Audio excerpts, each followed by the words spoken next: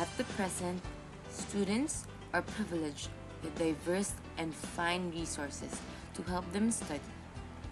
They are given the privilege with great schools, great resources, great technologies that will help them reach their goals. But have you ever wondered how our national hero became great? Of course, his education made the greatest impact. So in our documentary, you will learn about how was Rizal as a student.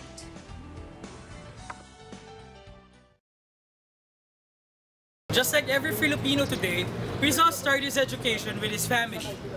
His aya or yaya will read him different stories, but his favorite will be Maria Makiling. On other times, his mother will read him stories from the book The Children's Friend.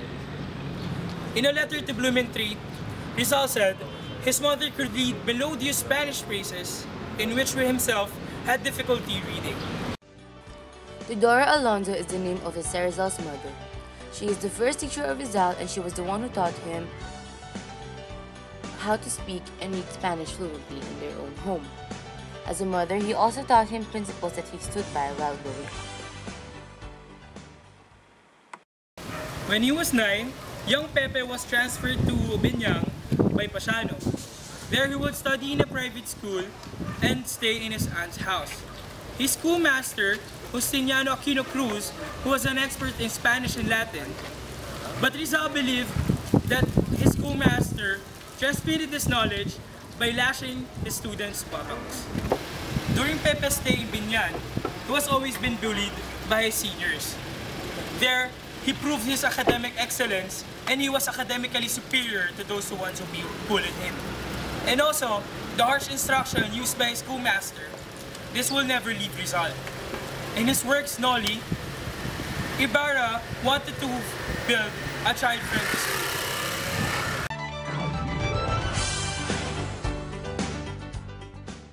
So in 1872, after a private shooter in Binyang, Laguna, Don Francisco instructed Pasiano to take the young Jose to Manila to continue his studies. There were only 3 schools to choose from: the San Jose Seminary, which Pasiano studied, the Dominican College of Letran, and the Jesuit School, Ateneo de Manila.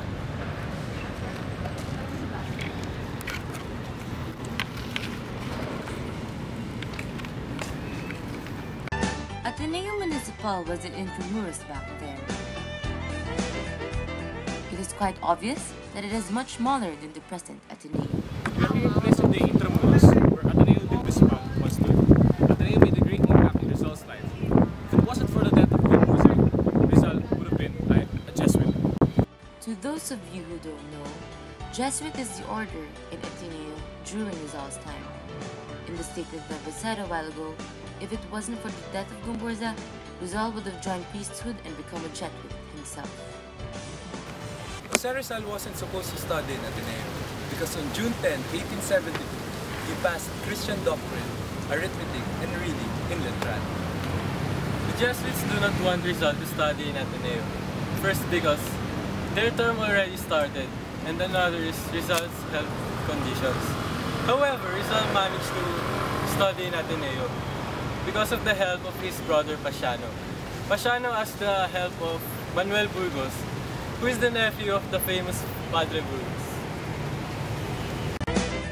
Pasiano is Rizal's eldest brother. Out of all of his siblings, he was the one who made the greatest impact because he was the one who pushed Rizal to do his best. And without him, Rizal would have been clueless in the wrongdoings of the Spanish back then. Compared to the 6-year course that Rizal took, which was Bachelor of Arts, it was more difficult than at the present because he took courses like French, Spanish, Latin, Greek, and many more difficult courses. And to think that his remarks in the courses was sobra saliente, which was excellent for sure. But such grades was not unique at the Ateneo. In fact, 9 out of 12 had sobra saliente in Rizal's class. In that school year, Rizal received sobresaliente in all of his courses, but only graduated with assessit. Assessit means he's one of the leaders, but he's not the top of his class. You want proof? There is proof. It is shown here an authentic copy of the Certificate of Sobresaliente of Rizal. In Rizal's stay in Ateneo, he only excelled not only in academics, but also in sports, particularly in weightlifting and fencing. In fact, when he came back to his hometown, Calamba, he was considered one of the best swordsmen in his community. It only shows that our national hero excels not only in academics, but also in physical matters.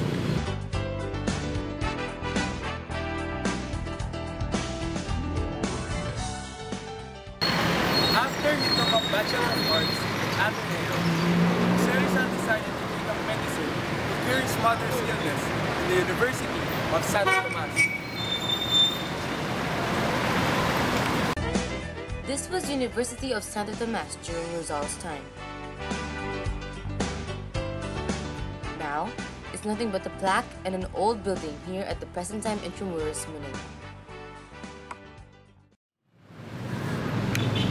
In Ateneo, Rizal got sobresaliente in most of his subjects. Unlike in UST, he was far below his usual standard.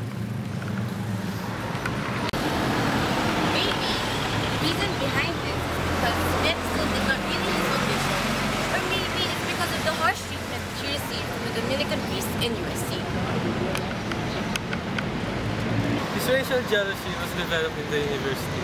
It can be shown in his works, De Noli and De Alfili. In his works, it is shown how the students are mistreated by their professors. Rizal will always be a role model for us Filipino students. Despite his hardships and difficulties, still, Rizal pursued his education. He still believed that through his education, he can change the country. It's a proof that everything Rizal excelled in. He worked hard for it. So let Rizal be your inspiration.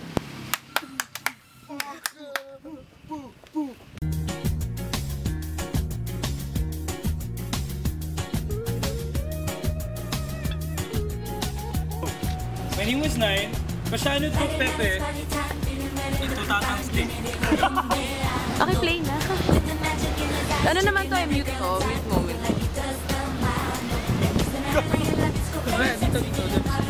Go! Ghio, go!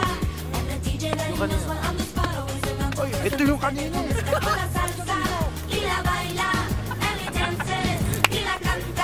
Okay, go.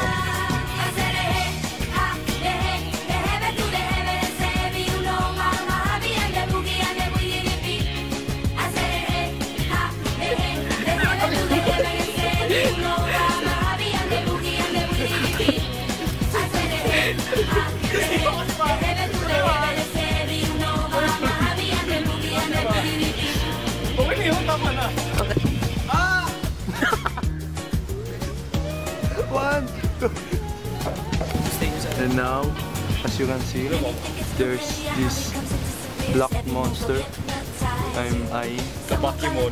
The Bayono. He's called the Bayono with Maki Aquino and Keep Mandingo.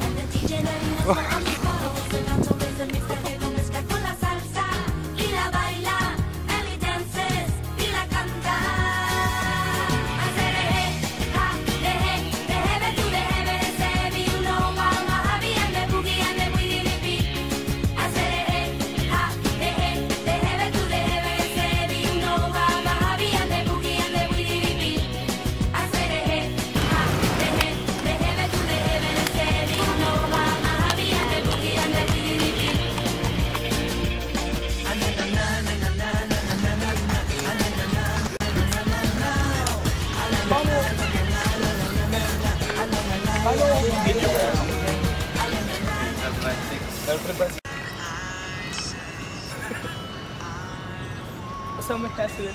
How about, I don't know, Jasmine?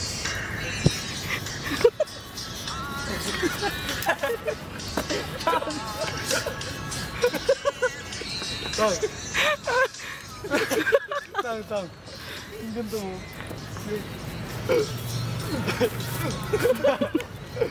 Tang.